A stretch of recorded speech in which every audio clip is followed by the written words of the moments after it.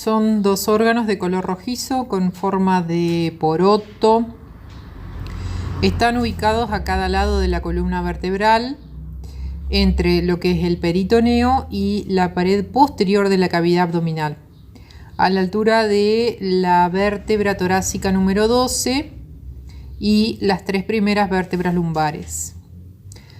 Las costillas flotantes, es decir, el par 11 y el par 12, son las que proporcionan cierto grado de protección a las regiones superiores de los riñones. El riñón derecho se encuentra en una posición un tanto inferior con respecto del izquierdo, porque el hígado ocupa una superficie muy grande y por eso es que está sobre él. Externamente, el riñón de un adulto tiene el tamaño de, vamos a decir, el jabón blanco. Ese es el tamaño aproximado. En esta forma que ustedes ven aquí van a encontrar que hay una muesca, que es un lugar donde entran los vasos sanguíneos, salen los vasos sanguíneos y salen los uréteres. Este de aquí se llama ilio renal, ¿sí? Es una porción donde el uréter abandona el riñón y los vasos sanguíneos, los vasos linfáticos y los nervios ingresan y también salen del órgano. Alrededor de cada uno de los riñones, ¿sí? Obviamente que son dos, alrededor de cada riñón se encuentra lo que se llama la cápsula renal, que es lisa, transparente y está formada por una membrana de tejido conectivo que ayuda a mantener la forma del riñón y también actúa como barrera contra los golpes, traumatismos. Hay una gran cantidad, generalmente, de tejido adiposo que va a rodear la cápsula renal y protege al riñón de los golpes externos. Junto con la capa delgada de tejido conectivo denso, el tejido adiposo fija el riñón a la pared abdominal posterior. Si ustedes se ponen las manos en la cintura, en la parte posterior, ¿sí?, de la espalda, en la cintura alta, ¿sí?, con los pulgares hacia arriba, ahí debajo de los pulgares, atravesando todo lo que es la piel, los músculos y el peritoneo, ahí estarían los riñones. Esa es su vista externa. Internamente los riñones tienen dos regiones principales, se ven muy claramente en el gráfico. Una región externa de color rojo claro que se llama corteza, pellejo o dorso, y una región interna más oscura de color marrón rojo que es la médula renal. Médula porque está en la región interna. En esta médula, si ustedes se fijan, hay varias pirámides renales que tienen forma de cono, ¿sí? Las pirámides renales. Las prolongaciones de la corteza, estas prolongaciones, ¿sí?, que van de las cortezas hacia el interior, que llenan los espacios entre lo que son las pirámides renales, se llaman columnas renales. La orina que se produce en cada una de las partes del riñón se dirige a lo que es la cavidad, una cavidad enorme que tiene forma de embudo, que es esta, es la pelvis renal, en cuyo borde hay estructuras que son parecidas a unos cálices, a embudos, ¿sí? Esta es la pelvis renal. Esta pelvis, ¿sí?, tiene estructuras que se llaman cálices, mayores, menores, y lo que sucede es que la orina fluye desde un montón de conductos que se encuentran dentro del riñón hacia un cáliz menor y luego hacia un cáliz mayor. Se va colectando la orina para ingresar a lo que es la pelvis renal, que conecta con un uréter. Del uréter va a ir a la vejiga y de la vejiga a la uretra y así al exterior. El agua y los solutos que forman parte del líquido que drena la pelvis renal permanecen todos en la orina y se excretan, se expulsan del organismo. Bien, ¿cómo es que se forma la orina? Hay una unidad funcional que es parte de los riñones, ¿sí? Si ustedes me piden una descripción de la unidad funcional de los riñones, son los nefrones o la nefrona. En algunos libros lo pueden encontrar como nefrona. La nefrona es esta estructura que ustedes ven aquí con amarillo. ¿Sí? Tienen que imaginarse que un riñón está formado por millones de nefrones. ¿Sí? Y estos nefrones tienen dos partes. El corpúsculo, ¿sí? El corpúsculo renal, que es esto que yo les estoy marcando aquí. Corpúsculo o cápsula de Bowman, ¿sí? Y una serie de túbulos, ¿sí? Que es esta secuencia de tubos enrollados, ¿sí?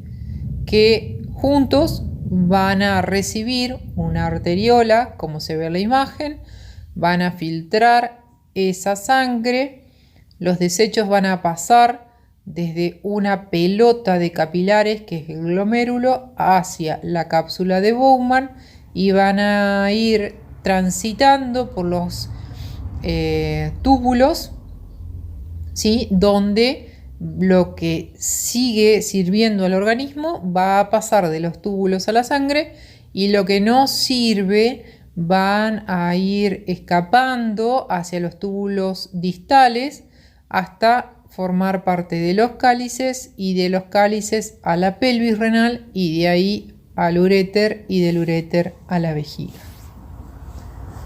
Yo les voy a describir en particular el nefrón. Tiene esta forma de C que se llama cápsula de Bowman o cápsula glomerular. Es una estructura con forma de copa, ¿sí? Estos tubos están formados por células epiteliales. Luego va a seguir una serie de tubos. Estos se llaman túbulos contorneados proximales porque están próximos a la cápsula de Bowman. Hay un tubo mucho más largo, se llama asa de Henle, y luego una serie de túbulos contorneados distales, porque están lejos de la cápsula de Bowman, siempre en el mismo orden. Cápsula de Bowman, túbulo contorneado proximal, asa de Henle, túbulo contorneado distal. ¿Sí? Contorneado viene por el término que se va enrollando, ¿sí? Tiene una forma enrollada. Al final, los túbulos distales, ¿sí? Son los que van a desembocar en un conducto que se llama colector, que es compartido por varios nefrones, ¿sí? Y es el que recibe ya la orina formada. La cantidad de nefrones que nosotros tenemos es constante de nuestro nacimiento. Si un nefrón se lesiona o se enferma, no se van a formar nefrones nuevos. Los signos de una lesión renal no se suelen percibir hasta cuando hay muchos nefrones afectados. Un riñón, si está funcionando mal, el otro va a adaptarse para soportar una carga superior a la normal. También podemos vivir sin un riñón, extirpado uno. Ya que el otro tiene la capacidad de filtrar la sangre, adaptándose y supliendo al riñón que falta. Ustedes tienen la imagen de un nefrón. A este nefrón ustedes ven que está realmente relacionado con un montón de capilares sanguíneos. Para producir la orina, las nefronas y los conductos colectores llevan a cabo tres procesos básicos. La formación de orina tiene tres momentos. Uno es la filtración glomerular, el otro es la reabsorción tubular y el otro es la secreción tubular. Entonces, ¿qué sucede? En primer lugar, la filtración es el pasaje de los líquidos y las sustancias disueltas, lo que son en el plasma, en las que viajan en la sangre, a través de una gran presión que viene con las arterias, ¿sí? renales. Va a pasar todas las sustancias a través de este glomérulo y van a difundir hacia la cápsula de Bowman. Es el primer paso en la producción de orina. La presión de la sangre impulsa el agua y la mayoría de los solutos. Dentro de ellos hay un montón de sustancias que todavía sirven, ¿sí? Van a ser empujados con una gran fuerza a través de lo que es la pared, ¿sí? De estos capilares, y van a filtrarse, van a pasar hacia la cápsula de Bowman. Eso es la filtración, es el primer momento de la formación de orina. Este gráfico ustedes no lo tienen en el libro, pero yo se los voy a adjuntar, me parece interesante. Aquí fíjense ustedes que viene la arteriola, ¿sí? Viene desde afuera del cuerpo, y al pasar hacia el interior del riñón se va a empezar a ramificar, por eso el riñón tiene ese color marrón bien rojizo por la gran cantidad de vasos sanguíneos que tiene y de sangre. Entonces, una vez que esas arteriolas llegan a lo que es la cápsula de Bowman, va a pasar un montón de líquido hacia la cápsula, ¿sí? Y ese primer momento es la filtración. ¿Qué ocurre luego? Hay una reabsorción tubular, ya que a medida que el líquido filtrado va fluyendo por el túbulo renal, ¿sí? Va pasando por los conductos, las células tubulares, o sea, las células de este tubo, ¿sí? Van a recuperar alrededor del 99% del agua filtrada y muchos solutos que todavía sirven, que son útiles, y va a regresar todo esto hacia la sangre que está fluyendo alrededor por los capilares peritubulares, es decir, alrededor de los túbulos de los nefrones hay un montón de capilares que se llaman alrededor tubulares, y como hay muchas sustancias que pasaron por la filtración que todavía sirven, van a ser reabsorbidas desde el túbulo a la sangre. Se va a recuperar lo que sirve. En un tercer momento, ¿sí? Sigue fluyendo sustancias a través de los túbulos, sustancias que se van a caer en forma de orina, pero que estos capilares también tienen sustancias de desecho. Entonces, van a pasar desde los capilares hacia el interior del túbulo, ¿sí? Sustancias de desecho. Esta tercera etapa es la secreción. A medida que el líquido fluye por el túbulo y el conducto colector, las células tubulares transportan sustancias como desechos, fármacos, iones presentes en concentraciones excesivas desde la sangre que va a circular por estos capilares hacia el líquido que se encuentra en los túbulos. Les repito, la formación de orina tiene 3 momentos. La sangre que circula por todo el cuerpo y viene con un montón de desechos metabólicos va a ingresar en los riñones a través de lo que es este hilio, va a ingresar una arteria renal. Esta arteria viene con gran impulso, ¿sí?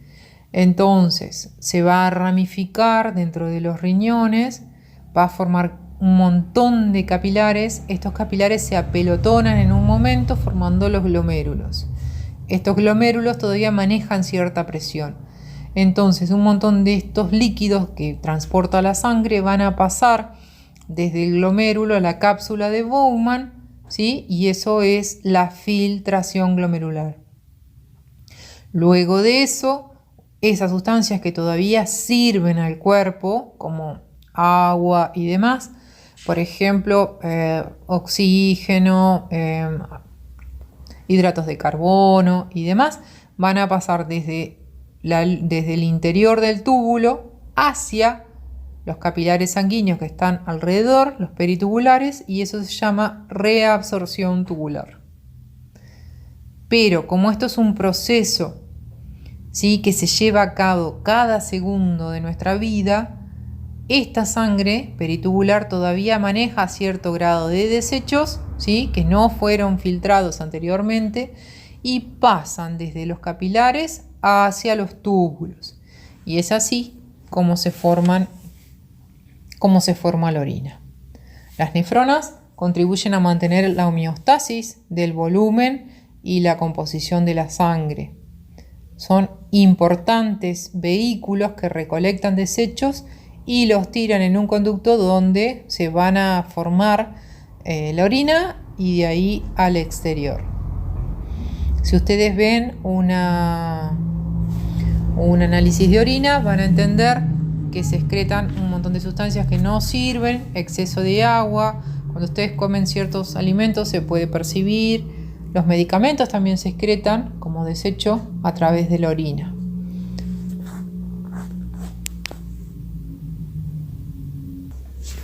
Les voy a dejar también este gráfico que no está en el libro que tienen ustedes, pero lo uso para cuando me toca dar este tema. En este gráfico se analiza, ¿sí?, una tasa de filtración, de reabsorción y además se analizan las sustancias filtradas. Si ustedes se fijan, esto simboliza la nefrona o el nefrón. Esto es la arteriola que ingresa, forma el glomérulo, ¿sí? Y en el corpúsculo renal o en la cápsula de Bowman, ustedes van a ver que hay una tasa de filtración de entre 105 y 125 mililitros por minuto, ¿sí? Y las sustancias que son filtradas corresponden a agua y todos los solutos presentes en la sangre. Es decir, todo lo que hay en la sangre va a pasar hacia el interior de esa cápsula, excepto las proteínas porque son demasiado grandes para pasar. Los iones, la glucosa, los aminoácidos, la creatinina, todo lo que transporta la sangre, carbohidratos y demás, va a pasar hacia el interior de la cápsula de Bowman. Eso va a empezar a circular por el túbulo, ¿sí? Primero por el túbulo contorneado proximal. Ahí es donde se empieza a realizar la reabsorción, ¿sí?, en la sangre de lo que son las sustancias filtradas. Regresa a la sangre agua, regresa toda la glucosa, porque es algo que nos sirve, regresan aminoácidos, regresan parte de iones, ¿sí?, como se ve aquí, regresa urea y sigue el recorrido del túbulo, ¿sí?, los desechos que no necesitamos, como por ejemplo algunos iones, amoníaco, urea, creatinina. Esto no lo precisamos y va a continuar en la luz del túbulo. Cuando llega al asa de Henle, se sigue reabsorbiendo, es decir, pasa del túbulo a la sangre. El agua, ¿sí?, que no, si hay un exceso de agua se orina, pero si no, el agua que va en la sangre se reabsorbe. Los iones también pasan a la sangre y sigue su camino la urea. En la última parte de lo que es el túbulo distal y aquí, en esta parte de aquí arriba que se ve, hay una reabsorción de agua, ¿sí?, en el último porcentaje y algunos iones.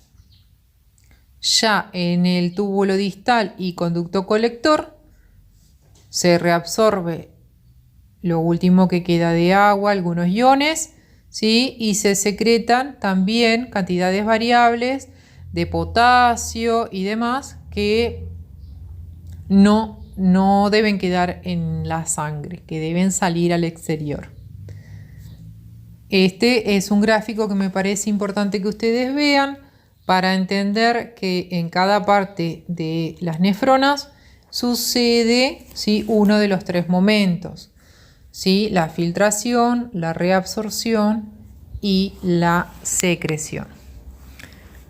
La orina es un desecho que tenemos que liberar cerca de 1 litro a 2 litros por día. Eso va a depender de nuestra ingesta de agua, de líquidos y del momento que estemos pasando, ¿sí?, invierno, verano, de la cantidad de agua transpirada también.